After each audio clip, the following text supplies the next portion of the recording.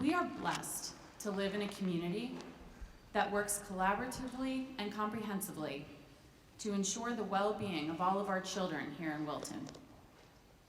A special thank you to our superintendent, Dr. Kevin Smith, for his leadership, not only being open to new ideas, but embracing them.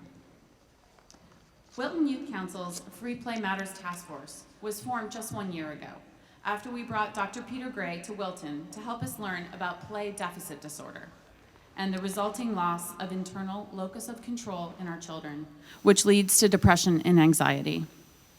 And nationally, and specifically in Wilton, we know that more and more kids, and at younger and younger ages, are suffering, and we have the data from Dr. Sonia Luther. Our task force then brought Lenore Skenazy to Wilton to further educate and inspire us to counter the current culture of overprotection and help us allow children independence again. I would like to take a moment and recognize you being here today, because you may or may not realize that this is a brave step, as it takes courage, because so many of us have wrapped up our identity in what it means to be a parent and a teacher in this culture. It can be incredibly hard to let go of all of that we have invested in this identity. And it's important not to feel guilty about what we have done, but to recognize that it's time to make a shift for the well-being of our children. As parents, we need to redefine what it means to be a good parent and unwind our own egos from our children's accomplishments. If you haven't yet read the book that I've been proselytizing all over Wilton for the last year, How to Raise an Adult with Julie Lithcott-Hynes, I am really excited to say that we will be shortly kicking off a Wilton Parents Read book club.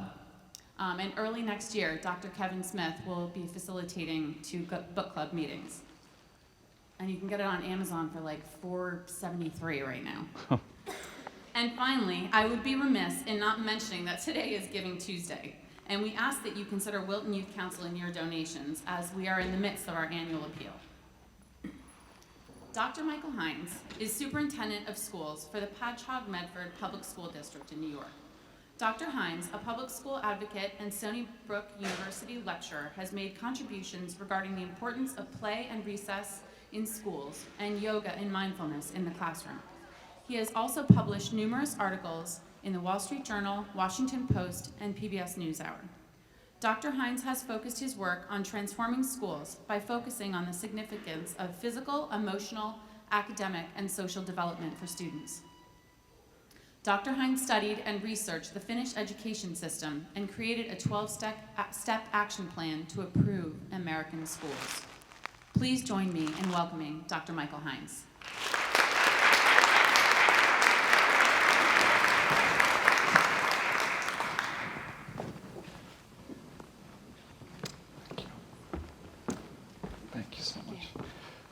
Well, thank you, Vanessa. Thank you, Kevin. What an honor it is to be here this morning. I knew there would be a force field right here. It's like a sociology experiment. You can almost set your clock to it. I promise I won't bite if you do want to move up. If not, I am not one for standing behind a podium. It's very difficult for me. So I'm going to be moving around often. I want to thank the Wilton Youth Council, the task force, and to be honest with you, driving up here from Long Island, I took the ferry over from Port Jefferson to Bridgeport, and then I started heading this direction, and I called my wife halfway through. I said, we're moving up here. This is borderline ridiculous how beautiful it is. It really, really is. And I could see I'm going to get in the way of this if I continue. Let me just, hold on one sec. This is what happens with me, by the way. If you need anything broken in your house, I can break it in a heartbeat. Hold on one sec. Okay, so let's see if this is working. There we go. So here's what I don't want to do. I don't want to waste your time, and I know your time is very precious, and we have about an hour. Now, I am Italian, German, and Irish, which means that's a trifecta of doing lots of different things. Talking is certainly one of them. So I'm going to try to keep this as concise as I can. But I'm going to tell you right now, there's nothing out there, aside from my children, that I'm more passionate about than this. It's the purpose of education. When kids are in school, why are they in school? And I'll talk about and unpack some of those things. But most importantly, it's how did we actually get here? And I don't mean here in this auditorium. I mean either as a society, as a school system. There are lots of factors that really evolved over time. So we'll talk about that. The purpose of school, which is probably maybe some of you haven't really thought about that in a very long time. So we'll talk about that. I want to share my experiences because I love to shadow kids, not to freak them out, but I do like to see what a day in the life is for children. Because the last time I was a student, K through 12, kindergarten through 12th grade, was back in the 80s and the 70s, and I can tell you right now, things have dramatically changed, and not all for the better. I want to talk about universal principles and best practices. I'll talk about my trip to Finland, which I'm still on a high about. I just came back about a month ago. There are some wonderful things I think we can all learn from and actually infuse in our schools with very little cost. Because that's usually one of the first questions, right? It's, we want to do something, and then someone will say, well, here are the top 10 reasons why you can't. It's like the Dead Sea Scrolls, right? Here's reason number 1, here's 2, here's 3. So there's lots of things I think that will mitigate that Dead Sea Scroll list, so to speak. All right, so it's important that you know at least my background a little bit, aside from what Vanessa was saying. My wife, Erin, I actually contacted the Pope. I'm hoping she'll be sainted in about 2 years. You know, me being here this morning means I wasn't getting my children ready for school. That's my sole responsibility in the morning. Who does that, by the way? Like who? Yeah. I mean, who's exhausted by 9 o'clock, right? I'm ready for a nap by 9 o'clock because getting the kids out of the house it's like hostage negotiations, like trying to get them out of the house. It is not easy to do. I have 5 children, and Piaget will be very proud. They're in all 4 stages. For those of you who know anything about Piaget, I have a 3-year-old, a 5-year-old, a 13, a 14, and a 17-year-old. One's for sale, by the way, in case anybody's looking for anything, please let me know. And my wife is an assistant superintendent for curriculum and instruction in a neighboring school district. So we don't see each other. And you can imagine our conversation around the dinner table. A lot of it has to do with education. Now, I will say, too, that one of my children happens to have Down syndrome. And I say happens to have it. You know, it's interesting, being a superintendent and being a former teacher and principal and all those other things, I was always on one side of the table. But now when you're a parent with a child with special needs, it's a totally different conversation, a totally different experience. And so when my little Sadie is being talked about, not behind our backs or anything, but when they're discussing her future, when you're on the other side and you feel very vulnerable, you feel extremely passionate, and you always want what's best for your child. But I will say, most school systems are not built for children with special needs. And that's just I'm generalizing, it's just my opinion, especially over time. Our most vulnerable students need, I believe, a new direction, as do all of our other children who attend our schools. That's actually what it's like waking up in the morning in my house. I get the big leg drop from, well, it really depends what day of the week it is. But it's never a subtle, hey, good morning. It's, you know, boom. Now, this presentation is going to probably leave you thinking a few different things, but it's always about perspective, right? We all have our own mental models, our own thoughts about certain things. When you see this visual, you see possibly 2 different things, right? Who sees the word good? Raise your hand. Okay. Who sees the word evil? Okay, please leave. Get out. No, I'm just kidding. it's always about perspective. And I think for most of us, when we look at something, it's about how it lands on us, because we have different filters, different experiences that we relate to. This is just one example. I'm going to share things with you that may not be congruent with what your perspective is. And to be honest with you, good. Because that's what makes us human. Now, I think what's important too is that you suspend certainty about certain things, because you may be 100% very passionate about something. I'm just going to ask you to temporarily suspend judgment for about 45 minutes. So, for those of you who either work at Google or want your children to work at Google, I found this very, very interesting. And maybe you've seen this before. Here's the top characteristics of what many Google execs look for, right? Being a good coach, communicating and listening well. I'm not going to read them all to you because I know you can read, right? Being a critical thinker and a problem solver, right? Having empathy. Huge. We call it the big E in my school district.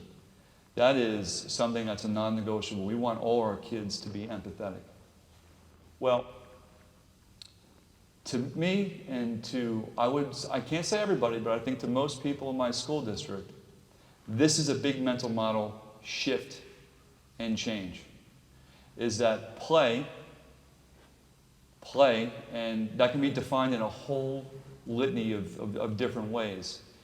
But to us, it's just as important as any content area, especially the two that are always tested, and in many cases, schools and principals and teachers are evaluated on. So for us, it's English, language, arts, and math.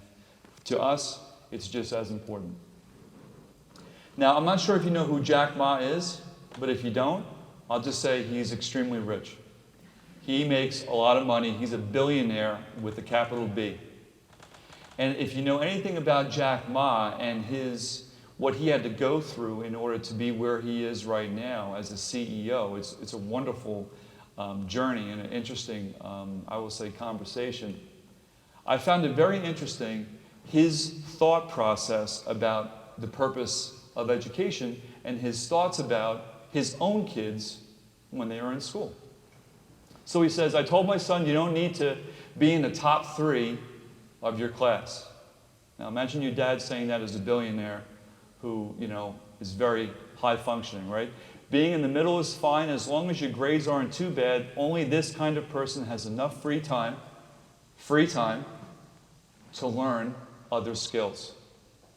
And I want you to take that, and I'm using an old term here, Rolodex. I wanted to put it in your Rolodex right now because I'm going to pull that card out in a few minutes. The other thing he says is, Jack Ma says, only the changing education can our children compete with machines. He believes by 2030, there will be more jobs taken away from humans and machines will be taking over just plain old jobs that we take for granted right now. And the problem is our system is producing students and children to compete with machines in the wrong way. He believes the soft skills, such as what Google's talking about, is what schools should be focusing on more than, I'm not going to say academics, but just rote learning and taking tests. So why is this important? I always love this because I think it's for many of us, and certainly for me, I always think about the past, right? I'm always worrying about what happened yesterday. I'm always freaking out what's going to happen tomorrow. But it's rare that I'm focusing on what's taking place right now, in the present. Very difficult for many of us to do. The reason why this is up here is because there are certain things you can't get back, right? I'm not going to read them all to you, but the last one is the most important to me. It's time after it's gone. And if we don't change the way we go about our business in schools, it'll be too late for our kids. And that, to me, is what's making me just hitting the fast forward button. I love movies. I reference movies all the time. The problem is with The Matrix, I don't know how many of you have actually seen it. But basically, it comes down to this. There are two different worlds. One that a person believes that they're living in, and another is the current reality. right? The current reality. Now this person, Neo, any Keanu Reeves fans here, has a choice, right, to take two different pills, to stay in his reality where ignorance is bliss, or to take a different pill and to dive down into the matrix to see what's really, really happening. Well, he chooses to see what's really happening. Now, I don't have pills here for you to swallow, of course, but I do want you to see what I believe is really happening, and it's something called germ. For those of you who know who Pasi Sahlberg is, he's a famous Finnish scholar. He was at Harvard for a while, now he's in Australia, and he coined the term germ, which is the global education reform movement. And you're probably going, all right, I was here to talk about play. I'm here to listen about, what can we do in the class? Why are you talking about germs? Like, why are you talking about this right now? But it's extremely important that this is all contextualized, because you have to know how we got here before I believe we know what we can do in the future to change things. So what he says is, since the 80s, schools have really shifted their focus completely to standardization, to just focusing on core subjects, specifically ELA and math. Corporate companies have come in and taken over and have profited considerably. Believe it or not, corporate America makes more money off of education than the NFL. It's billions and billions of dollars each year. Now, I'm not slamming making money, but when it's on the backs of kids and people who are non-educators making policy changes and actually writing a narrative that's not healthy for kids, that's when we should have a problem. That has been happening since the 80s, and what's happening is the byproduct is kids are losing recess, they're losing play, they're losing arts and music, and maybe not in Wilton, but they are all across America. And then finally, it's all about test-based accountability. It's about we measure teachers by X, we measure schools by Y, and we define a community by Z. And I'm here to tell you, in many countries, which I'll talk about in a little bit, they don't go about education and educating their kids in that way. So, since 2013, when this map was last produced, it is actually, there is more red than white right now. And as you can see, where we are in America, or in Connecticut, or where I am in New York, it has certainly spread very fast. So Sir Ken Robinson, who I'll just call Ken now since I met him about a week ago. Crazy. I'll tell you that story offline after this. We were fortunate enough as a school district to have Sir Ken Robinson come speak at our school district and to talk about some of the things that we're doing there during the snowstorm that happened. So we were supposed to have lots of people there, but the people who were meant to be there were there. Basically, Ken Robinson, who has written many books and is a creativity expert, talks about a study that came out from IBM and talks about what do CEOs look for in young candidates when they come work for them. And basically, it's reduced to two things: being adaptable, especially to change, and then being creative. How do you create new ideas? And I promise there is a common thread, because you're still going, all right, I want to learn about play and recess and yoga, but you'll see what I'm talking about in a second. I don't know if you came across this. It was in the New York Times about a week and a half ago. There was a child who was 5 years old who had a 15-page resume. 5 years old. 15-page resume. All these accolades about what he's done in his first 5 years of life. Celebrating the fact that he's done this, he's done that, and that this is a wonderful, wonderful thing for a 5-year-old. Now, I think Piaget would probably roll over in his grave right now, thinking as far as what stage that he's in. But this is the direction I am hoping we don't move toward here in America. Because if we are going to have resume builders in preschool and in kindergarten, you can imagine what's going to happen as our children get older. Now, one thing I don't want to do is to just give you all these scary facts like the CDC has reported several times, but I think most recently in 2013, 1 in 5 students, right, has a mental illness. I hate even saying illness, but 1 in 5, right? Think about 1 in 5 people here this morning. Then there's the scary fact that 1 in 5 teenagers have strongly considered suicide. 1 in 5. Those are scary numbers. And I do believe there are, as Peter Gray would say, there are commonalities as far as how this came to be. You know, these two questions that are here, you know, it's the purpose of school is for kids not to be in school to just regurgitate information. We know that, right? So what is the purpose of education?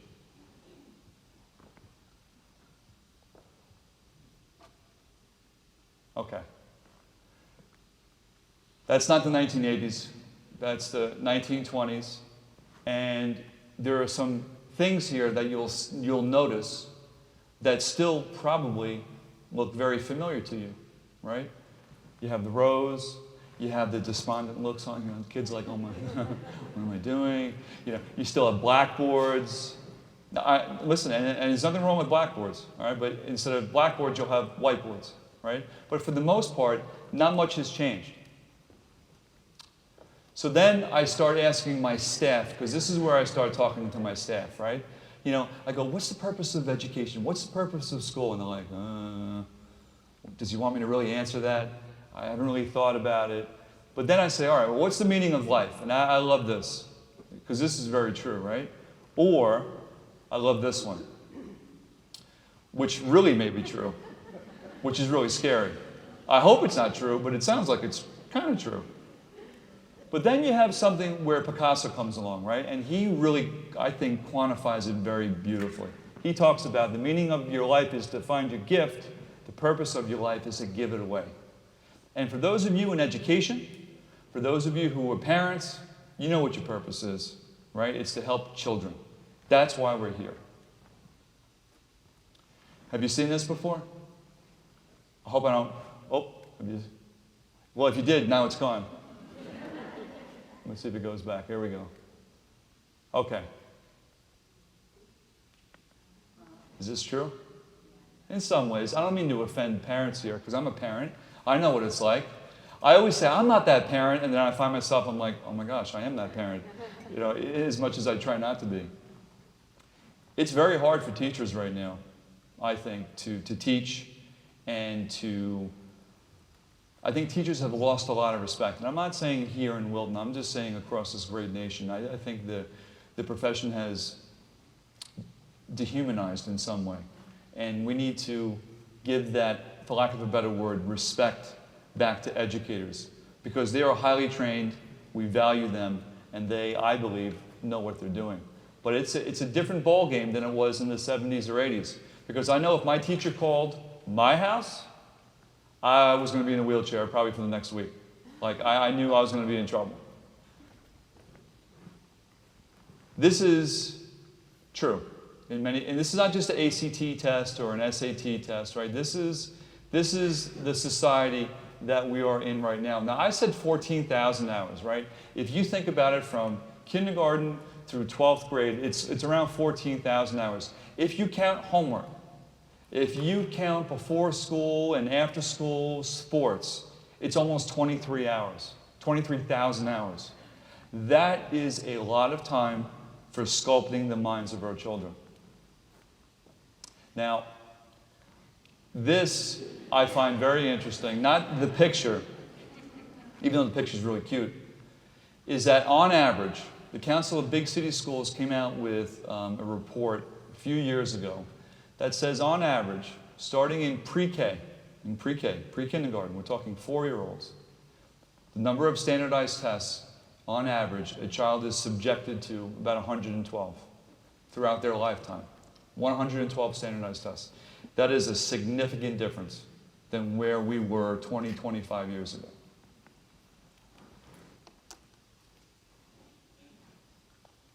That's not a dramatic pause, sorry. Have you seen this before? It's kind of hard to read, but it says, there's the system that's a box, and you have a bunch of circles, and basically what it's saying is, the system is this, and if you don't fit into the system, Too bad. That's the current paradigm right now. Students are, in many cases, standardized, right? Now, I know you've probably heard this before, but if you have more than one child, or if you are a teacher and you have 25 kids, you know how kids are completely different. That's the beauty of them, right? They are diverse, they have different talents, they have different expectations, they have all these different things. They are diverse, yet what we want to do is to standardize them. And the system in which they are part of is part of the problem, because we are looking to do that. Not only through standardized tests, but even with the curriculum. Now, I'm not sure if you heard of this study before. This is a fascinating study. In the book Breakpoint and Beyond, I want you to think about this. There's two different ways of thinking, right? There's convergent thinking and divergent thinking. Convergent thinking, multiple choice test. One problem, one solution, right? Divergent thinking is there's a problem, there are multiple ways to attack that problem, right? That's divergent. You're thinking of different ways to do it. So think about this. In kindergarten, we had about 1,500 kindergarten students, this is a longitudinal study, who were given divergent assessments to see where they are. So we're talking 4- and 5-year-olds. What percentage do you think scored at the genius level? We're talking 4- and 5-year-olds in kindergarten, divergent thinking, multiple ways to figure something out. Do you think it was about 5%, 10% maybe were geniuses at the genius level? It was really, really high. It was like 98%. 98%. These kids, our kids, all kids are equipped to do this. And then the same batch of kids were tested 5 years later. Do you think it went up to 100%? No, not even close. It was down in the 30% range. Here's the best part. 5 years later, kids are in high school at this point. About 9%. But the best part is, when you look at age 25, it went down to 2%. This is a longitudinal study over time. Now, here, I guess you can say two things, right? Kids get dumb as they get older, right? Probably not. Or maybe the system has something to do with what's happening to children and the experiences that we provide kids. And the question becomes, what can we do that's different, that's not the same old, same old? And we'll talk about that. Bless you. Sorry, this is going, I'm not trying to do this for dramatic pauses. Sometimes it's taking a little longer than expected. All right, Paul McCartney. Paul McCartney, right? Who loves Paul McCartney? Everybody should raise their hand. When I Googled famous people who didn't like school, these were the first two people that came up. Paul McCartney and Celine Dion. Okay? So, what did famous people think of school back in the day? Because I think it's important to think about people who were really, really successful, right? Really successful. What were their thoughts about school? Well, here's what Einstein thought. You've probably seen this before. Mark Twain.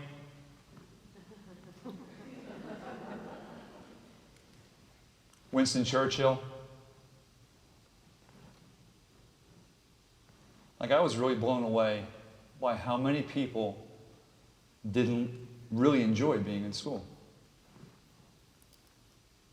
Wonderful writer.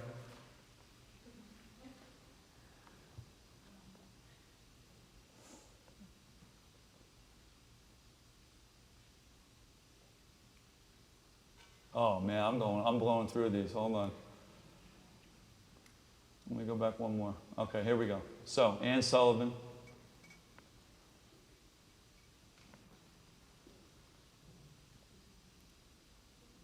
Margaret Mead, right? You probably know her most famous quote. This is not it. I try to be current, but my daughter's like, man, you're like 10 years off. Like, what is wrong with you? She's like, who is Eminem? I'm like, oh, come on. Here's what I found really fascinating, right? Somebody who I think had a profound impact on this planet. Barely graduated high school, couldn't get into college, right? To me, it shows the talents that we have the potential that we have that's latent, that's below the surface, that people sometimes, or many times, rarely see. And how do we create those conditions to have them surface and to have them come out? What are some things that schools can do that can draw out and induce some of those things? That's really where play and wellness and all this other great stuff comes into play. That is, in my estimation, on the endangered species list, soon to be extinct, if we don't make fundamental changes yesterday. So what does it look like? I want to define purpose really quick. So this is, for us, the reason for which something is done or created or why it exists. Here are some ideas about education. So these are from some really big thinkers. Education is not an affair of telling and being told, but an active and constructive process. All right, that's cool. That sounds nice. I like that. John Dewey, to me, is at the top. So I like that a lot. The whole purpose of education is to turn mirrors into windows. I like that too, because being educated is understanding yourself and taking a journey inward. And I'm going to tell you right now, the present conditions that kids are under and subjected to, they have very few periods of time, downtime, that allow them to take that journey within. And that is a sin. And schools need to allocate time for children to do that. It must be remembered that the purpose of education is to not fill the minds of students with facts, but to teach them how to think. I like that.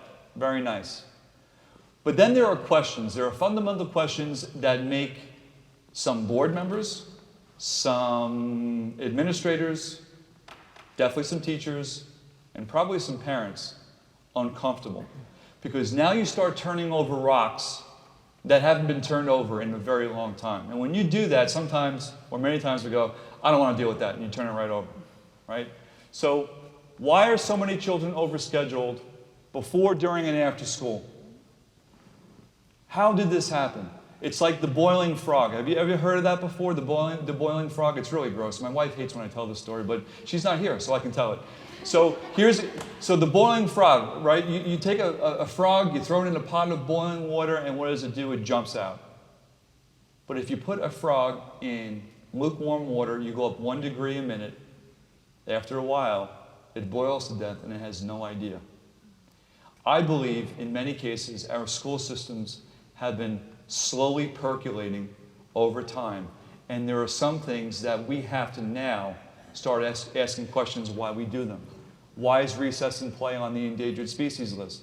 How do we know if a student, school, or district is successful? How do we define success? Is it just graduation rates? Is it percentage of kids who go to 2- and 4-year colleges? Is it whatever it is? That's usually the case, especially when you look at national magazines and how they define school success and where they rank the top 100 schools or high schools in the nation. You look at that criteria. Unbelievable. Is there really a correlation between homework and academic achievement for elementary students, for secondary students? I shadowed AP kids, and I'm still recovering. That is an unbelievable experience, where they are, it's like they're in a 3-point stance at 7 o'clock in the morning, and they are sprinting a marathon until probably 12 o'clock at night, because they're in the sport. You know, high-performing kids are usually in the sport, a club, an activity, 3 hours of homework, rinse and repeat. I wonder why 20% of our population is either really anxious, really depressed, or really suicidal. And I'm not saying it's everybody, but I'm saying that's probably part of the symptom. When do we reach a point of diminishing returns? When we assign homework? Because I ask teachers all the time, you know, we assign homework, or all 6 to 7 teachers assign homework. Do they check it? And if they check it, how much of it is part of your average? Why do we do that? It's like I ask the same questions. Why do we serve pizza on Fridays? Well, we've been doing that since 1950. You know, when we have our spelling lists, right? You have 5 times each on Monday, put them in sentences on Tuesday, right? You know the drill. ABC order, right? There's zero correlation between that and transference of kids writing and spelling things correctly. But we've been doing it forever. So when we start testing assumptions as far as why we do certain things, it makes people uncomfortable. What do other successful countries do? Usually I hear, I really don't care. I only care what's happening in my school, in my classroom, or in my neighboring school, who we're being compared to, but never trying to see what other systems do and how they do it and why they probably perform at a very high level. And I'm not just saying academically. Why are schools reluctant to change? I call it the Heisman effect. You ever see the Heisman Trophy? It's like this, right? I can't believe I can balance myself. It's like, so people with change usually don't like change. They just don't. But finally, what's the real purpose of education?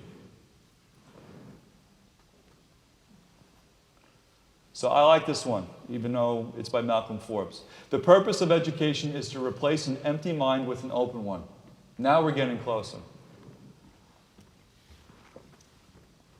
This is where you come into play. Because Ken says, the gardener does not make a plant grow. The job of the gardener is to create optimal conditions. How do we create optimal conditions in our classrooms, even before school, certainly during school, and I believe after school? And I believe there are some real simple ways that we can go about our business. Now, this is where I get myself into trouble. I don't believe in the bell curve when it comes to a child's potential and when it comes to a child's talents. I just don't. So if I was to say to all of you, because you're all probably parents or grandparents or an aunt or an uncle, if I said most of you, about 66% of you are average, I probably wouldn't make it to my car, right?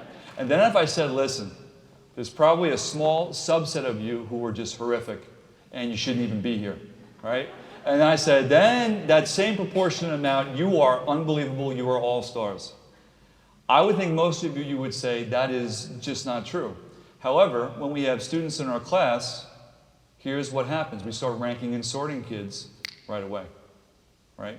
So we start breaking up kids into categories. And we start thinking that we have to have a proportionate amount of A's to F's, B's to D's, and everybody else is Johnny or Jill, average, C. I just don't subscribe to that, especially if we create optimal conditions. So balance is the key. And in my humble opinion, and in my estimation, like a chiropractor needs to adjust a spine, we need to do some major adjustments to the educational system, especially at the elementary level. So for me, I know if one of my systems is out of place, I'm a big baby, right? So I'm a guy, so of course I'm a baby. If I get sick, if one of my systems is off just a little bit, I don't function very well. You have to think of the school. You have to think of the, oh my goodness. I am not bringing this home. Hold on a second. The school is, wow, this thing is, okay, here we go. Be good. Okay. Is a system that's comprised of subsystems. You have the classroom and the teacher, you have the principal and the teachers and the students and the parents and the superintendent and the Board of Education. There are lots of subsystems working together, or probably in many cases not working together. You have to be mindful of that. So if you're ever going to make a shift in a system, you have to be very purposeful about how you go about doing that.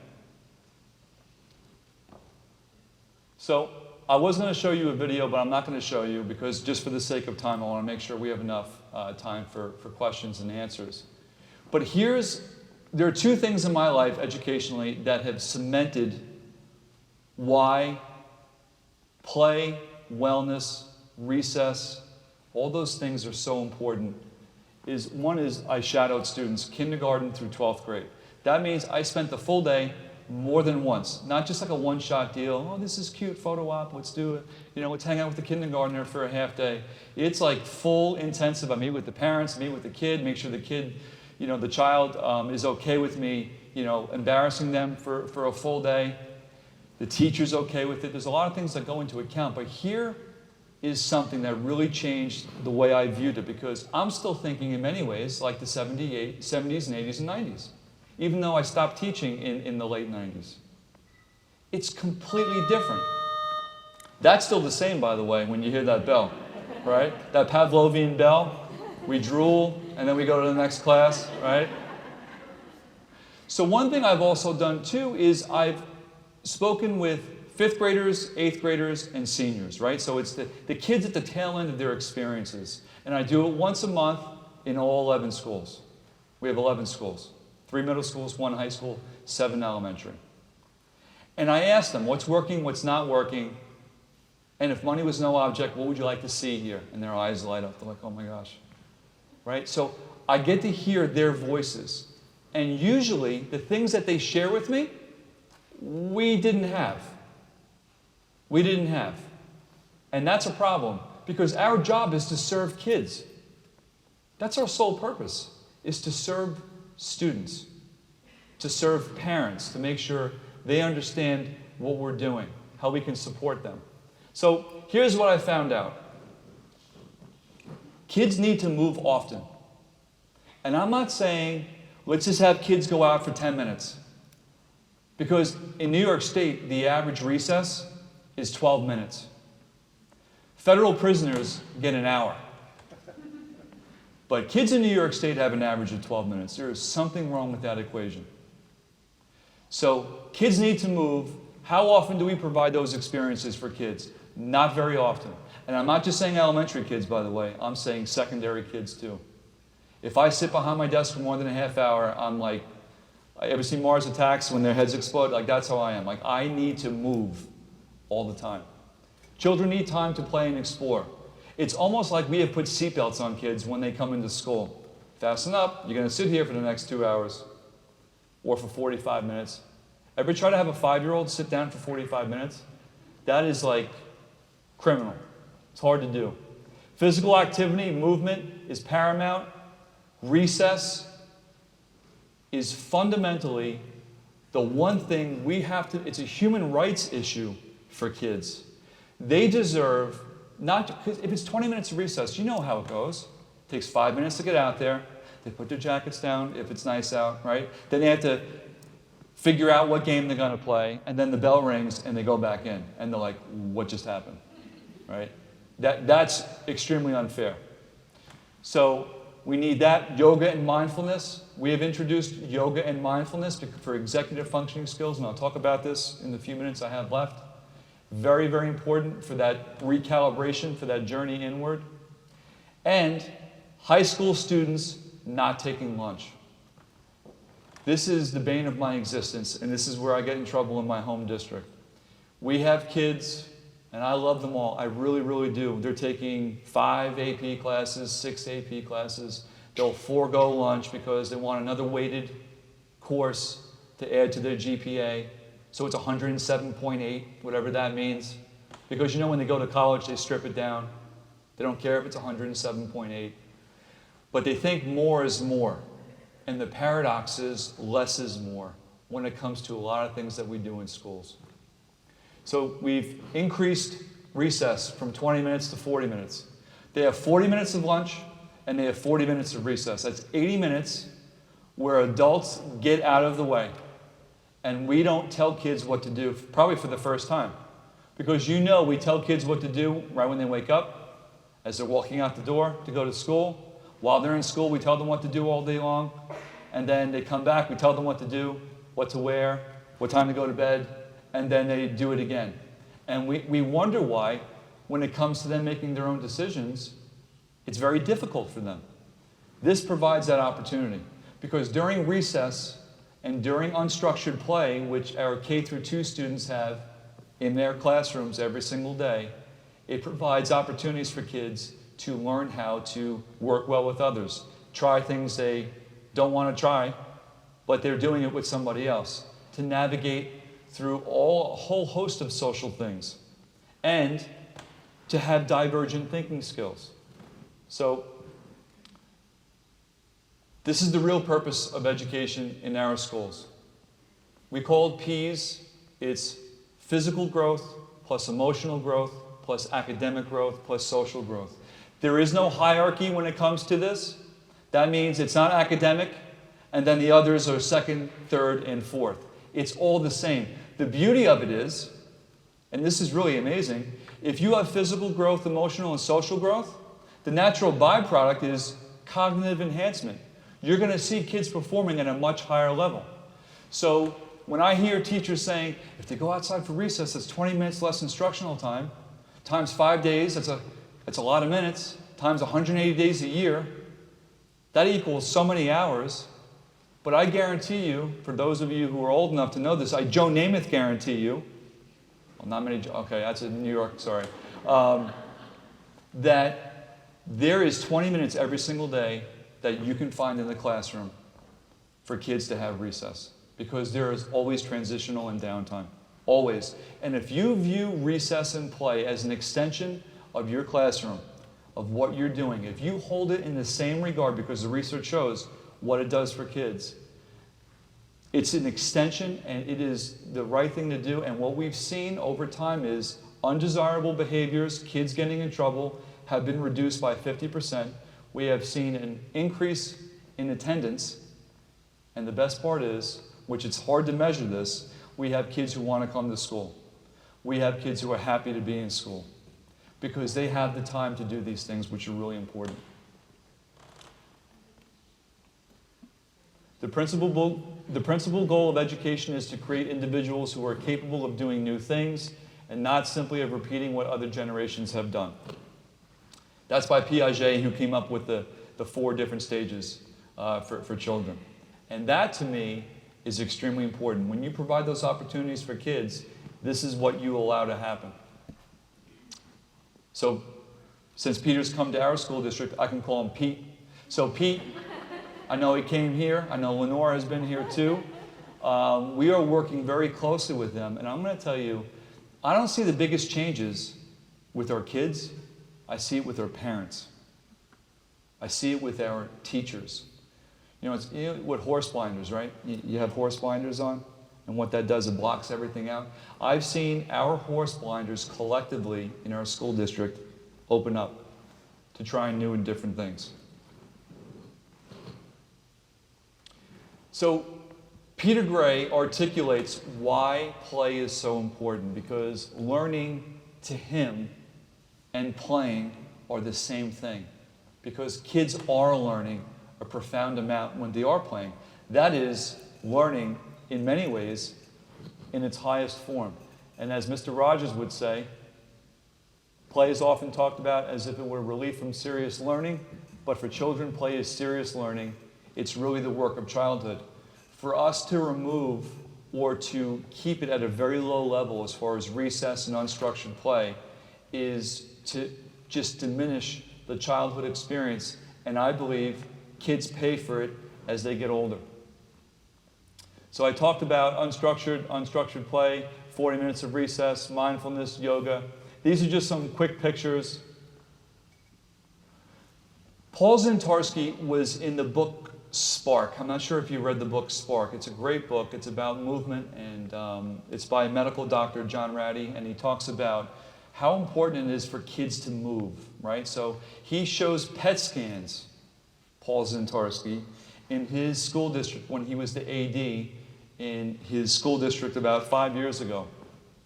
Basically, if you're sitting still, like you are right now, I feel really bad because you're probably like zombies right now because you're sitting here for almost an hour, if not more, right? So you're probably like the left. But if I asked you to go walk around for about 5 minutes, 10 minutes, even 20 minutes, the blood would start flowing. You have more red spots showing up in a scan, which means your brain is functioning at a higher level and you're primed to learn. That's why movement is so important. That's why going outside like the Finns do, even in snowstorms, even in the rain, they're like, get out. You're 4 times a day, get out. For 15 minutes. I've seen it with my eyes. It's one thing to read about it. It's one thing to see it and to see what the teachers do during that time. They're not going in the back, hanging out, playing video games.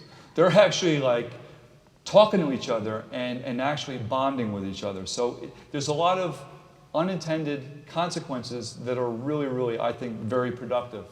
So play, yes, we have Lincoln Logs. Yet when I first went to our school district, no kitchen sets, no Lincoln Logs. It was like a hospital ward. There was, it was crazy. There was no Legos, like nothing. And we brought it all back, and kids didn't know how to play with them. They're like, what's a board game? What's Monopoly? How do you play Parcheesi? So we have all these different things around for kids to use. Yoga and mindfulness, very quickly. I'm telling you, K through 8, one of the best things we've ever done. We now have a full-time teacher dedicated to teaching all of our students once a month. They go on that journey and they learn how to breathe, something I'm not doing right now. They learn how to breathe. And let me tell you something, breathing by itself, we take it for granted. It reduces a lot if we do it correctly. It allows kids to stay present and for us to not have them go home to recalibrate. Those are lifelong skills they'll have forever. That's me with them. I couldn't get out. Once I sat down, it was very hard for me to get up. We have them go outside in the snow. I know what happens, right? It's like 32 degrees. Should we let them outside? I'm going to get parent phone calls. I'm like, I don't care. Have them come to me. Have the parent phone calls come to me. I want them outside. Because I bet you they're outside when they're home. They need to be outside, even in inclement weather. Just make sure they're dressed appropriately. Bringing back games, extremely important. Dance. We want kids moving, so we have dance for all kids. All different types of dancing. That's part of our curriculum now, is dancing. If you asked me 10 years ago, as a former assistant superintendent for curriculum instruction, would I embed dance into the day? I would have said, I can't curse on film. There's no way. There's no way. But let me tell you something. I would never, ever remove that. I will find money to make sure that's there forever. We know Lenore and what she's done. She is remarkable. What she's allowed us to do is now we have a before-school play club. Before school, on Fridays, for an hour. Here's where Peter Gray comes in. And I actually think I saw Pete cry when he came to visit our play club, because it's mixed age kids. This is his biggest thing, is kids who are in 5th grade playing with kindergartners. We sort kids. If you're in 5th grade, you better stay with 5th graders, maybe 4th graders if you're lucky, but never kindergartners. We want to see that mixed age. This is where all kids bloom and blossom. So we have that. That has been so tremendous that we just wanted to have it in the fall. Now we have it in the fall and the spring, and next year we'll have it in the winter as well. It is by far, I thought maybe we had like 50 kids per school. We have 100 kids per school and then a waiting list. And the job of the chaperones is to get out of the way. Don't engage. Just make sure no one hurts themselves too bad. But that's it. And it's counterintuitive for a lot of adults. Okay, I got about 2 minutes. The Let Grow Project. Think of you, 5 minutes? Okay. So, Let Grow Project. I'm sure you know about it. Think back to when you were 10, 11, or 12, right? For me, my mom was like, get out of the house Saturday morning, 8 o'clock. I don't want to see you until 8 o'clock at night. I love you, but get away from me, right? So go play in the sump, go do something, go hang out with your friends. I'll know where you are because that's where all the bicycles will be. That's how I know where you are, right? Doesn't really happen that much anymore. I was allowed to ride my bike 1 mile, 2 miles across a major street. Now, and believe me, I'm not trying to be a jerk because I'm the same way. We put GPS chips in our kids' neck. We have an app to know where they are every second, right? Text them while they're in school. Are you breathing? Are you okay? Did you get your muffins? Believe me, I know. The Let Grow Project, what it allows kids to do is the same things we were allowed to do when they were their age, such as actually turn on a stove and cook something for the family. How do we allow kids to take risks and fail? Because we have succeeded in bubble wrapping kids to the point where They're emotionally hijacked. When something doesn't go their way, they don't know what to do. And they don't know how to recalibrate when they don't know what to do. And if we think we're going to send them off to college and they will deal with adversity, we're sadly mistaken, because we know what the national trends are, right? Half the kids are dropping out by their first year, if not more. And I'm not saying this is the reason why. Like, we'll have let grow everywhere and then it'll be 100%. But it is a spoke on the wheel. And this is a wonderful opportunity to allow kids to take risks, let them fail, help them get back up, and to do it all over again. Because that's what we did. We don't even let kids climb trees anymore. I was in Finland, I'm like, oh my God, there are like 5 kids, 15 feet in the air, I'm like underneath. And the headmaster, because that's what they have over there, is like, get away from the trunk of the tree. Because we have been classically conditioned to think this is okay, and it's not. This is a godsend. Divergent thinking rooms, we have them build stuff. Yes, they have art, they have music, they have phys ed, and they go here. They build stuff, they talk about stuff. Here's the best part, and then they put it away. They learn how to put things away. Oh my gosh, what a novel idea. And they love it. It's wonderful. So quickly, the Finnish education system. I spoke from everybody from the top, meaning that the person who makes all the policy decisions in Finland, I can't believe he was able to speak with me, but he was, with my friend William Doyle, a wonderful gentleman, Fulbright scholar, to the teacher trainers. They train teachers, these universities, to practitioners, headmasters in school. See the one on the bottom right where I'm talking to the headmaster, and the woman on the right is laughing because 5-year-olds were allowed to use hand saws, real hand saws, to make stuff, and vices, and screwdrivers. And I said, if I even introduced that, there would be a $6 million lawsuit. And started laughing. Because that's the truth. You talk about allowing kids to take risks and trusting them. That's what the Finns do. They trust them.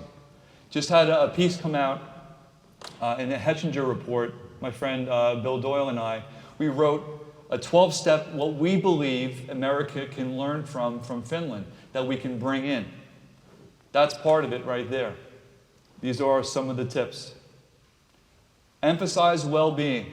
If we put a premium on well-being for kids, I believe, not all, maybe not even half, but at least close to a third of the things that kids are experiencing in a very difficult way would just be wiped out.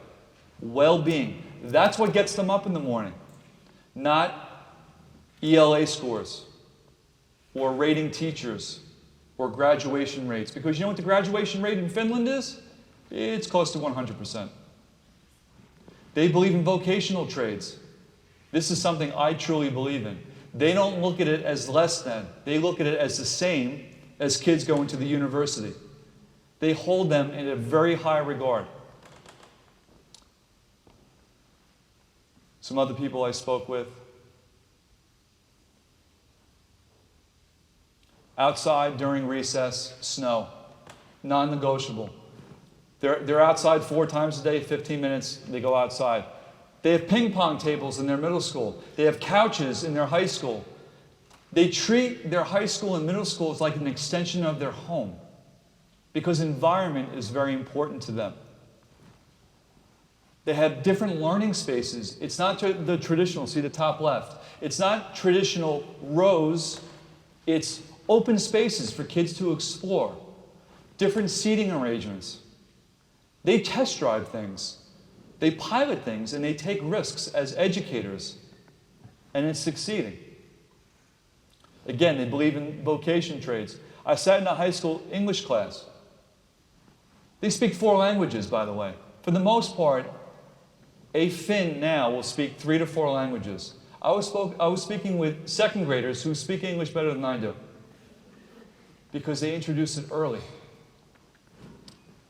All right. Let me get to the end.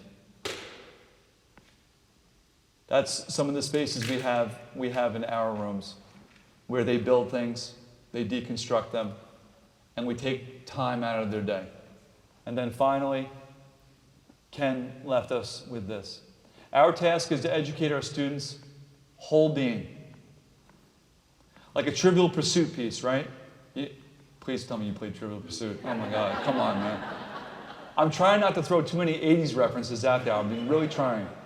All right, so we focus on two wedges, right? Like a yellow and a blue, ELA and math. But the whole child, the whole Trivial Pursuit piece needs to come back. We need to swing this pendulum back.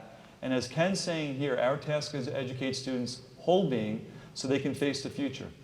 And this is true. We may not know what the future looks like. And as Jack Ma was saying, in 2030, what's going to happen. But they will, and our job is to help them make something of it. And my job, hopefully today, is to unpack where we were, how we got here, and some of the things I think we can all universally do moving forward together. So thank you very much. I really appreciate the opportunity.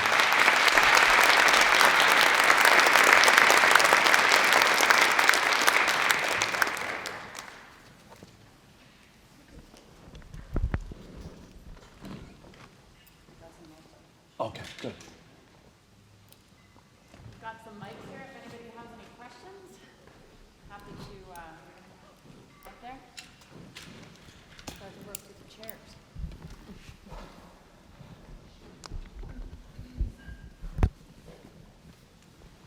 I did not see any technology in the play. Could you say that again? I did not see any technology in the play. Help us out. Did you want to see technology? I'm thrilled. I don't know how to get it out of our house Interesting. and our To- classrooms. it's a very astute observation. It's almost like, you know, my iPhone, I throw it out and it's like a boomerang, it comes back. I actually have a flip phone now that I use after 5 o'clock. I don't even use my iPhone anymore because it's so addictive.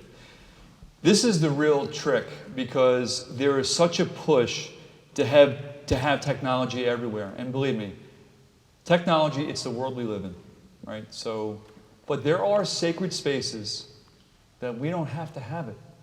And we made it a point not to have it in some of those spaces that you saw.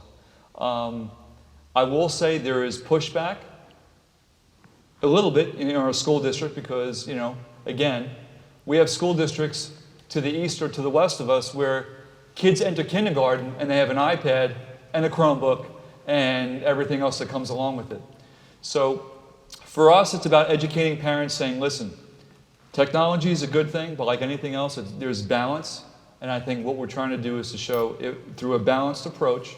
There are sacred times where we don't have technology at all. I'm not getting emotional, sorry. I love Waldorf education. Now, for those of you who may not know what Waldorf education is, they really don't have any technology until like kids are in 7th grade, 8th grade, which is really amazing. And I got that idea because I visited a few Waldorf schools with my team. And my team, when they went there, meaning my assistant superintendents, they were like, what the heck is this school? Like, there's no technology. You know what kids were doing? They were weaving. They were weaving, they were making yarn, they were dyeing yarn, but using an algorithm to make a sweater after, right? So technology isn't always about computers and isn't always about, you know, the latest gadgets that are out there. I believe the real technology is kids learning how to communicate with one another because that is a lost art and it forces kids to do it. And it's worked out so far. So far, so good as far as, you know, pushing back. We've just been notified that the high school is going to go to a block schedule, 90-minute classes. Could you give us your feedback on that? Your thoughts on it? I could after this is over. No, I'm just kidding.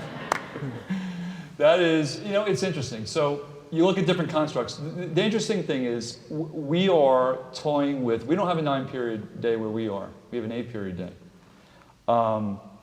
And what we're looking at is different ways of students having different experiences. So right now we are in the informational stage as far as looking at block scheduling. I think like anything else, and it's really almost like anything, there are pros and there are cons, right? And I always believe that if there's a rollout in something, it's always about how one rolls it out, how one talks to people about what the pros and cons are, and what the benefits are. So for me personally, and this is not like a flip-flop kind of answer, it's really the truth. I'm not sold on it, but I'm not against it either, because I think I need to know what the true benefits are. I love the fact that kids have more than 38 to 41 minutes at a clip. I think that's a major, major pro, because you know what it's like when you go into a classroom, right? Kids go in, there's a 5-minute do now, taking attendance, model instruction, kids go off on their own, they're doing something, there's maybe a mini assessment at the end, bell rings, kids drool, they go to the next class, right? So block scheduling or having prolonged periods of time to delve deeper into something, I think there are some real benefits. But again, you have to look at what the unintended consequences are. And for me, as a school district where I am, it's hard for me to say, certainly here, we're still in the zygote embryonic stages right now.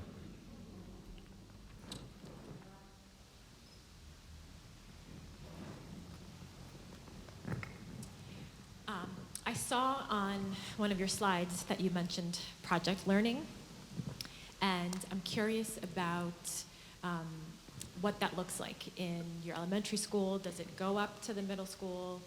How far along does the project learning happen? And then also the learning through play piece. The social emotional piece is absolutely important, but there's also opportunity to learn the math and to learn the language arts through learning and play as well. So I'm just curious how that came together, or if it's still in the process of coming together, and how the teachers are evolving in that sense. Yeah, and that's really the key. I don't think there's one educator that would say project-based learning is bad for kids, right? Because for the most part, the reality is kids are learning skills in isolation. They try it, and then they move on to the next thing, right? But to have a project-based learning activity that is, let's say, somewhat longitudinal, that actually may take a week, that actually may take 2 weeks. Could you imagine 2 weeks working on something in class? To go really deeply into something, to have team members part of something that you are creating, right? And then to articulate to the staff, to their peers, to the other students, what they've learned and how they went about building that. So there are two edges, I think, that are really, really difficult. One is that it's a shift for teachers. It's a shift from, I will say, traditional teaching, which means there is a lot of planning that goes into it, which means that teachers need time to do the planning. So again, when you try to move something into a system, there are always 5 things you think of and about 10 that you don't think of right away. Project-based learning is a seed that we planted about 3 years ago, and now it's starting to grow. Because initially, it's the same with yoga within our schools. It wasn't like I went, hey everybody, we're doing yoga K through 8 starting tomorrow. That would never happen. What I did was I selected a few teachers that I knew and principals who were going to be, let's go. Let's get this thing going. And then teachers were going, hey, what are you doing? How are you doing that? How come I'm not doing it? He doesn't like me. I should go look for a different job. No, I'm just kidding. It's almost like a progression, right? So for us, it was more organic. For me to say it's in every classroom, in every school, it's just not true. But we are certainly moving toward that, totally at the elementary level, and now we are starting to have real deep conversations at the secondary level. And listen, my elementary teachers, they are just, oh my, I can cry thinking about them because they've been through so much with me in 4 years. You talk about a rubber band and stretching, really, really stretch them. And project-based learning is probably the biggest one because you are recalibrating the way you go about your business, and you are right, through play-based activities, you can incorporate every content area. You can, but it has to come with thoughtful planning. And the only way you have thoughtful planning is that you design a system that allows teachers to plan. And there's the rub, because that's the hardest thing to do, is to design that.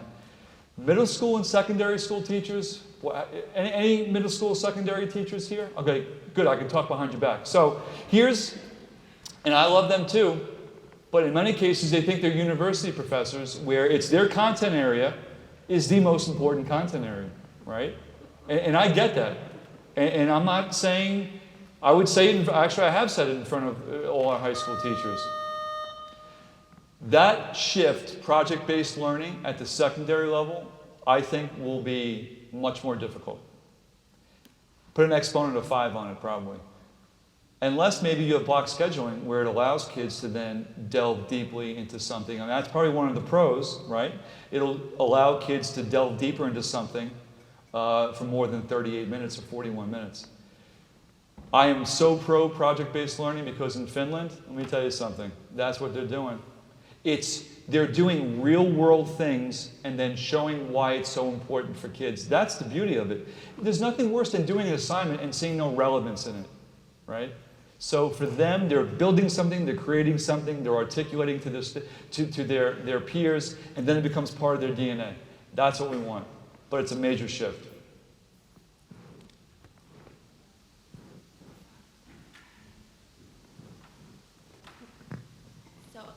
Just piggybacking on sort of this shift and sort of giving teachers more permission and flexibility, can you talk a little bit about what you did in your district in terms of the systemic structural changes to either scheduling or the school day to sort of allow for the flexibility to allow those new initiatives to start to take form, take shape, and sort of talk a little bit about the progression and how that worked, if it's not too long? No, it's a great question. And it's funny. So you're a wonderful superintendent here. We started at the same time, which is really very cool, actually. I was a superintendent in a previous school district. It actually was smaller than this auditorium. Had 250 kids, K through 12, right? Shelter Island. Like, graduating class of 20. We had a bubble of 26, all right? But graduation still 2.5 hours, but anyway. So when I came to where I am right now with, close to 8,000 students. They've had turnover in leadership. And so for the first year, here's what I learned. There was no vision and mission. All right? I think the last time it was defined, it was when Reagan was in the White House. All right? So, and if I asked, and I have, I sat down with over 350 people, cross-section of the whole community, and I said, what's working, what's not working, and in order for me to survive, what do I need to do, selfishly speaking, right? So I took all that information, I gathered it, developed a 5-year plan. We, as a school district, created a new vision and mission. It's very simple. The vision and mission are really congruent. Multiple pathways for kids, draw out and support the talents and potential of every child. That's it. So every decision that we make moving forward from a budget standpoint, from a hiring standpoint, revolves around those things. And we decided to focus on the base of the pyramid, which is the elementary. And so when we started making changes, I hung my hat on the vision and the mission. And to be honest with you, with the answers they were giving me. They wanted kids, the community, to love school again. They wanted their kids to be less anxious. They wanted their kids to learn how to get along. They wanted their kids to X, Y, and Z. So I would say, listen, you want that to happen? Here's what we're going to do. It's really simple. We're going to double recess. I didn't hear a peep. If I did that in the neighboring school district, probably, I wouldn't have made it to the next day. But the thing is, when you are very clear and deliberate about your core values, about what you think is in the best interest of kids, and you have a plan in place, and that plan is flexible, too. It's not like set in stone, it's set in sand, but the child is at the center of it. Yoga, I didn't hear one peep. I'm thinking people were going to storm the Bastille. He's introducing yoga, K through 8? What is he smoking? There's no way. My board is like, there's no way you're going to get nothing. So I really believe it's the way that you communicate with the community, you focus on what your real drivers are, You create a plan and you bring people on board. And you bring Peter Gray in. And you bring Lenore in. And you bring Ken in. And you do all these other things, right? And that allows you, I believe, to make changes. Because let me tell you something, in New York State, if we can make the changes in my school district, if you took New York State and you shrunk it down demographic-wise, that's Patchogue-Medford. I believe what we're doing, you can scale up. And that's probably the most important thing. And again, these are universal things that are just best practice. So I don't think what we're doing is crazy. The fact that we doubled recess and it was a story is sad. It's a real sad state of affairs. When you introduce a play club and it's getting more press than, you know, the local football team, actually that's kind of cool, actually. You know, so anyway, I don't think this is rocket science. The rocket science is talking to people, I think, and having them understand the research behind it and why this is best for kids. Because we had it when we were kids. So why shouldn't our children have the same thing? Because of the structure or because the state ed department? I hate my state ed department. And she knows it. She knows it. I make no bones about it. I got to be careful. Because wherever that line is, it's like my last child. She'll go to the line and then she'll go boop. So I think you have to have a board of education that is willing to cross the line with you. And I do. My board of education is crazy. But I mean in a good way. I mean in a good way. Like they have my back. And for that, I am forever grateful. Sir. Dr. Hynes, I'd like to thank you for your presence. Very enlightened. My situation, I'm the grandfather of a 15-year-old girl, and right now she's experiencing very extreme anxiety and depression. And the school here, Wilton is trying to help her now, and they're doing a great job. How do we get you to move here? Yeah. Oh, God. But seriously, it's debilitating for us. Because she's going to get help from therapists, psychiatrists, neurologists, and going through the whole process. And it's very, very, very difficult. And she's got a great mind. She's a smart kid, yeah. And she's trying really, really hard. So everything you've presented here is very enlightening to me. I wish we had that same system that you explained here at Wilton. I think it would help a lot of the students. Well, thank you for sharing that, by the way. I think it's safe to say that every single one of us is touched by somebody in our family or a close relative who is struggling either with anxiety, depression, or something else, right? And we know it's getting more and more difficult. That is a main focus for us. We have actually doubled the amount of social workers in our school district over the past 5 years because that was their first spoke on our wheel to get addressed. We had part-time social workers in some of our schools, and in some cases we had traveling psychologists. So in many ways you have to put your money where your mouth is. If you're really focusing on mental health, you have to make sure you have the support staff to support all kids. So for me, it's about flexibility with kids. When it comes to, especially anxiety, I have a niece who has a generalized anxiety disorder, and there are many times where she can't make it to school. This is the case where schools need to be flexible and adaptable to meet a child's needs, not vice versa. So how do we create maybe a truncated schedule? How do we create some system in place where they're getting tutoring, whether it's at home or somewhere else?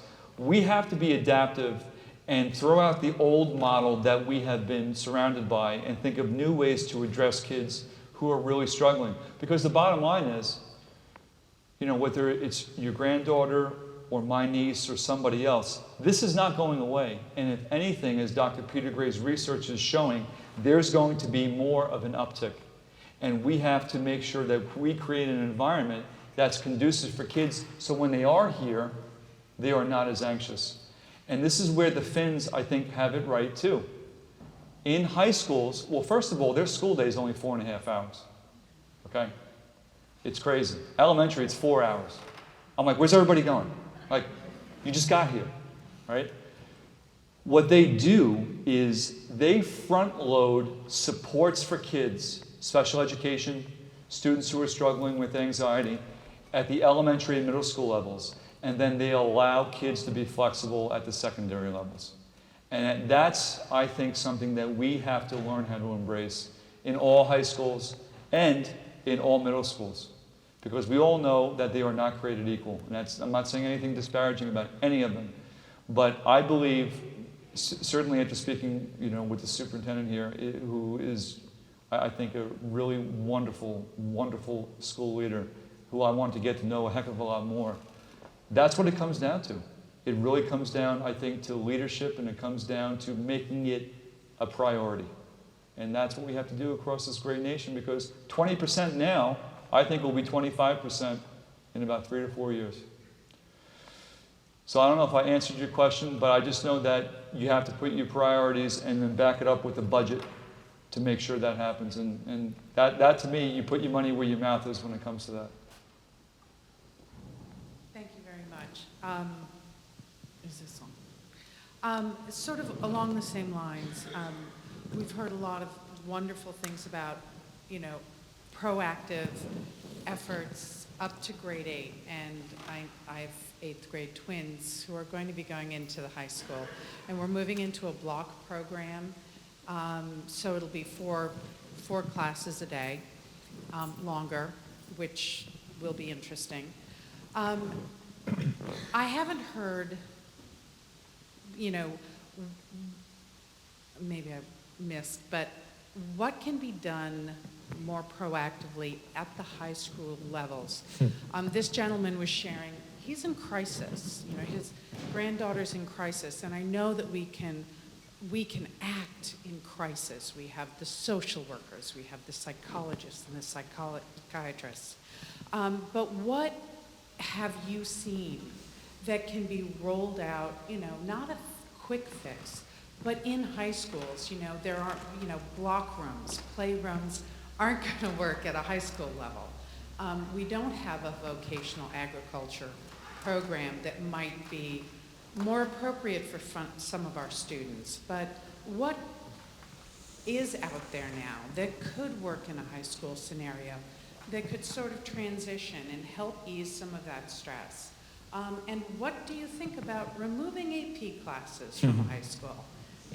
Because colleges don't require AP classes. No. And in fact, view students from non-AP schools differently.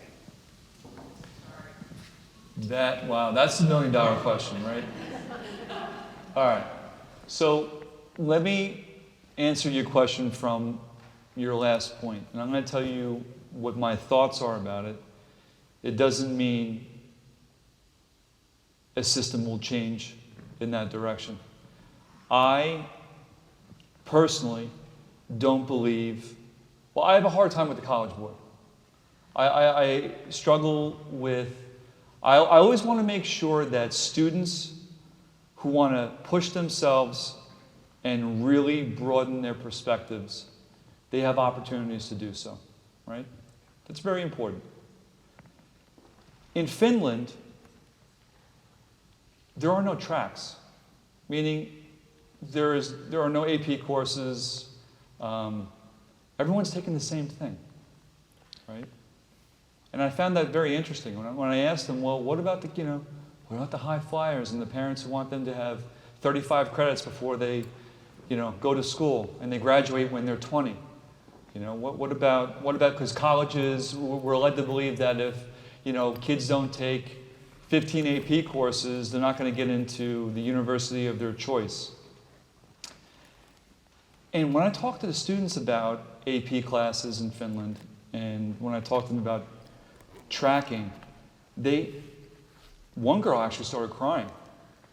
She started crying because then she was like, well, what does that mean? It means it's a competition. It means the competition is against other students. Because and I'm generalizing when I say this, but you know what AP students are doing, especially in the top 10, top 15, right? They're like, all right, you're taking this weighted class. I'm going to take more weighted classes. I'm not going to take an elective because it's not a weighted class. I'm not going to take lunch because of that. And so we are living in a society, and I'm not saying here, I'm just saying in general, because it can be Wilton High School, it can be Patchogue-Medford High School. We offer 29 AP courses.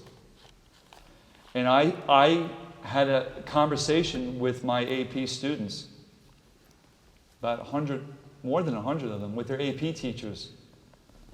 Do you remember that scene in Shrek when he was going, you know, and they were all hunting him down? That's what I felt like when I was going to speak to our AP kids. Because they know how I feel about taking too many of them and why are they taking them. So I sat down with them and I listened to them, and beyond articulate, extremely passionate. They want to learn, they want to push themselves. And I said, what if we take the weighting away? Would you still take 5? Would you still take 6? What if there was no Val or Sal? And anybody can take AP courses. How would you feel about that? And then it was like, you know, like throwing a toaster in the bathtub. You know, it's like... And it got to the root of the problem, is that we have a subset of kids, and I don't know where it's coming from, who are led to believe that more is more, and if they don't keep up with the Joneses, their life is ruined. And they won't get into the college of their choice, and it's just not true. So the purpose of this conversation, even though much of it has to do with elementary and some middle school, the fact of the matter is, colleges are looking for well-rounded kids. They want kids who are not taking just 10, 12 AP courses, but are in a club, or community-minded, or working in a shelter, or playing one sport. You don't have to play 3 sports and be a varsity letter person. The narrative has to change, and I think it changes because our guidance counselors, I'm not saying here, push that myth that more is more. Colleges, some college recruiters push more is more. And I think some parents are led to believe, and I'm not saying it's here, but it's a status symbol. When we have, my kid's taking 6, yours is only taking 5. Your kid's taking lunch, my kid's not taking lunch. My kid's taking another AP course, and my kid's going to have 30 credits. And this is where I get into trouble, because because it always starts with the conversation. And then the next step is, what can we do about it? I'm in the conversation stage still, and I'm still trying to figure it out. I mean, I'm being as vulnerable as I can with you because it's the truth. Or as my friend would say, the big T truth. First of all, it's impossible, almost impossible to change someone's mind. It really is. But what you can do is hopefully have someone go from here to here, right? I bring up AP in my school, it's right away. I'm trying to bring them down to here to say, listen, universally, I believe all students in high school should have lunch. You would think I just said something like a 16 four-letter curse words. Lunch, it's their choice. They can do whatever they want. And I'm saying, yeah, I agree with you. But if I told teachers, you need to teach from the moment you get in to the moment you leave, not happening. And rightfully so. It starts with having those hard conversations. So whether it's block scheduling, which I think, like I said before, the pros and cons. For me, 2 AP courses a year, 3 a year is okay. 5 or 6, 4 as a sophomore? No. And I believe, if I ever have the opportunity to speak with David Coleman, right? So who's in charge of the College Board, I have a feeling he would agree. I have a feeling. I can't say definitively, but I think he would. Because if it came from the College Board saying, hey, listen, balance is really important. AP is good, but you don't need to take, as a senior, 6 AP classes. I think that would go a very long way. And right now, even if it is being said, I'm not sure how many people are hearing it. I know I'm not hearing it as a superintendent. I don't think guidance counselors or principals or superintendents are hearing that. Because like I said before, and I'll end with this, balance in any facet of life is the most important thing. And right now we have a system that's totally out of whack, especially at the high school. It is by far the hardest thing to change, I think, is American public high schools. The hardest thing to change. So I know I'm not answering all your questions, but I could talk to you offline about it. It's something I'm very passionate about, but something that I'm really personally struggling with. 2 more, okay.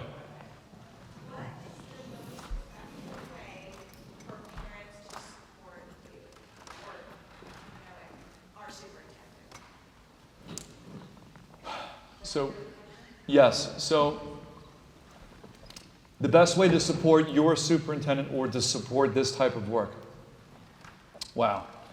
Well, first of all, I always feel like when parents come to my board, meaning to a board meeting, that's my board individually, that's bad. But when they come to a board collectively, to be honest with you, I think the parents have the most power. And I hate to talk about power like from a power standpoint, but let me tell you something. If I have 100 moms and dads and grandparents saying, this is what we want, this is why we want it, can we do it, and the superintendent's on board with you, it's a very powerful statement. Change can come from the inside, but I think it's significantly influenced by the outside. And I don't think enough parents utilize their positional power. And when I say positional power, there is nobody on this earth who knows your child better than you. And if these are things that you want in your community or in your school district, your Board of Education has every right to know what you're thinking and feeling. And listen, there's nothing worse than getting rid of a football coach. I'll have 6,000 people at a board meeting if I got rid of a football coach, right? And then if we're talking about the budget, you know, the birds are chirping, right? But if parents come en masse to a board meeting and talk about, listen, this is what we would like to see, here are the reasons why, I think the board would listen to it. And to be honest with you, I think the more people write about it, the more people express their opinions, whether it's in written word or you have forums. I think it's very powerful. But it's important that leadership and parents who are looking for change have an open dialogue like that.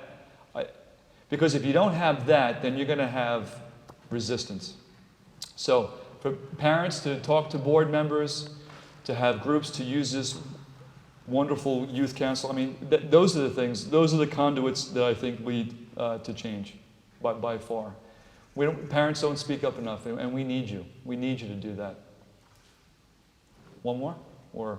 Yes, this is a little less over here. Sorry. This is a little Oh less of a question and more of a comment and a little bit of food for thought for the teachers who are here. I'm actually an educator myself, but along with Rosalie here, we lead the school committee of the task force.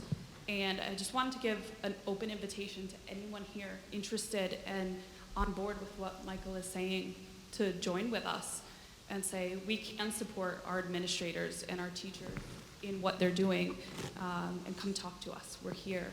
And we had the pleasure of visiting one of your schools down in Patchogue-Medford.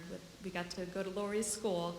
And when you talked about creating an environment to help those flowers grow, if you think about being an educator and being that gardener, it doesn't necessarily have to be something big that costs a lot of money. No. We walk through the halls and on the front door of the school, walking in, it's just bright and colorful and beautiful walking in. And one of the, I want to say 3rd grade classrooms, their classroom door said, mistakes are proof that you are trying. And just that message, walking in every day, that positive message is huge for a child to say, you don't have to be perfect. And in one of the other classes we walked by, I used to be an English teacher, so I'm a bit of a book nerd, but I stopped to read some little book report pamphlets, and they were all in response to the question, where did you notice a character showing, what was the word they used? Resilience.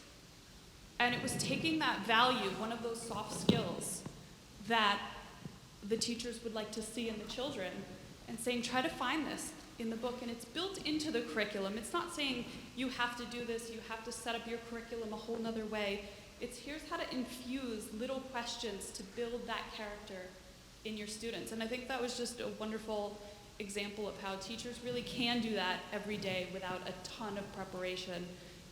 It does involve work, and I think we have the best teachers in the state, and that's why a lot of people move here to Wilton, is to be here with all of you. So to all of you guys who are teachers, thank you so much for what you do. And Michael, thank you so much for the example you set. Thank you. And Kevin as well, thank you.